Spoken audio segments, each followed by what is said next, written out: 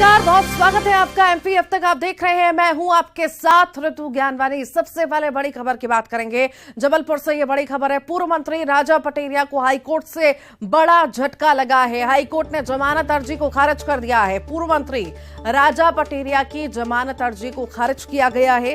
High court ने अपने आदेश में कहा है कि आजकल ये फैशन बन चुका है, कोई भी नेता लोकप्रियता हासिल करने के लिए इस तरह के बयान दे रहा है, इस बात की परवाह किए बगैर कि इसका अंजाम क्या होगा। ऐसे बयानों से राजनीति में आपराधिक सोच पनप रही है। राजनेताओं को ऐसे बयान देने से बचना चाहिए। पीएम या राष्ट्रपति के लिए ऐसे बयान नहीं देना चाहिए। अगर इस मामले में जमानत का लाभ दिया गया तो समाज में गलत संदेश जाएगा। हाईकोर्ट ने याचिका खारिज करते हुए सशर्त स्वतंत्रता भी दी है।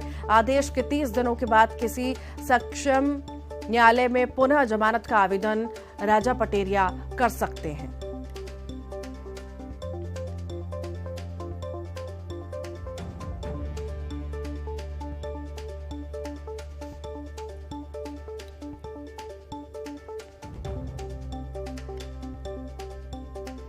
तो राजा पटेरिया को अब जो है राहत मिलती हुई नजर नहीं आ रही है। जमानत अर्जी को खारिज कर दिया गया है। और ज्यादा जानकारी के लिए प्रतीक हमारे साथ जुड़ गए हैं। प्रतीक, अर्जी लगाई गई थी, जमानत अर्जी लगाई गई थी जिसे खारिज कर दिया गया है। बड़ा झटका राजा पटेरिया के लिए। प्रतीक,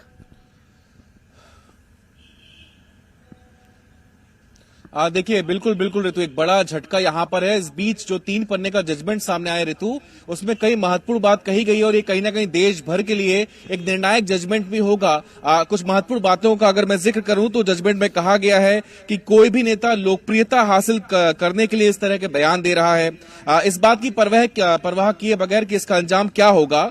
और इस तरह के बयानों से राजनीति में आपराधिक सोच पनप रही है।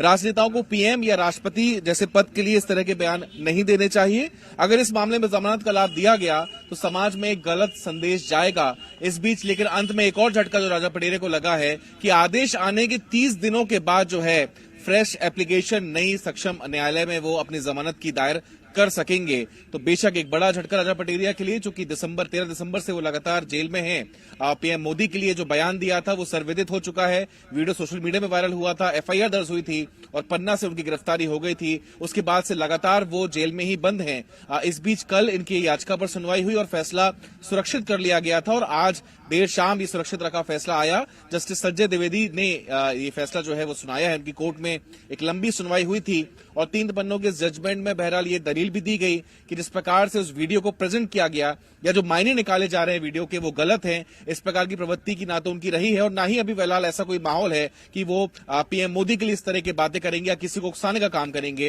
ये तमाम दलीलें हाईकोर्ट ने सुनी लेकिन वो नहीं मानी और एंड में जो एक जजमेंट आया है वो निर्णायक है। और कहीं ना कहीं देश भर के लिए, बार बार मैं इस बात का जिक्र कर रहा हूं कि जो जजमेंट आया है ये देश भर के लिए नजीर बनेगा, जो कि आए दिन हम देख रहे हैं बयानबाजियों का दौर मिल रहा है और जो भी राजनेता इस प्रकार के बयान संवैधानिक पदों पर बैठे नेताओं के लिए दे रहे हैं उनके लिए नजीर ये बनेगा। और आगामी दिनों में अगर ऐसे कोई बयान देता है संभवतः उसके खिलाफ कितनी कठोरतम कार्रवाई हो सकती है, ये मैसेज भी कहीं ना कहीं देने का प्रयास आज कोर्ट द्वारा किया गया है। बहरहाल जो कहीं ना कहीं राजा पटेरिया की मुश्किलें तो बढ़ गई हैं, आगामी दिनों में ठीक ठीक। बहुत बहुत शुक्रिया प्रतीक जानकारी को साझा करने के लिए।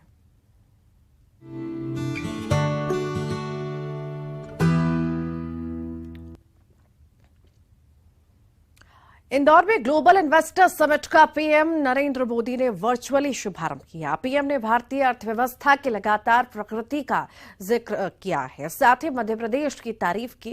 वहीं सीएम शिवराज ने अपनी आत्मनिर्भर भारत और मध्य प्रदेश की रोड मैप बनाने की बात कही है। एमपी अजब भी है, गजब भी है और सजग भी है। पीएम नरेंद्र मोदी ने ग्लोबल इन्वेस्टर समिट में एमपी के लिए उस लाइन का जिक्र किया जो गाहे बगाहे मध्य प्रदेश के लिए यूज किया जाता है। पीएम ने इसमें एक और शब्द जोड़ा, सजग।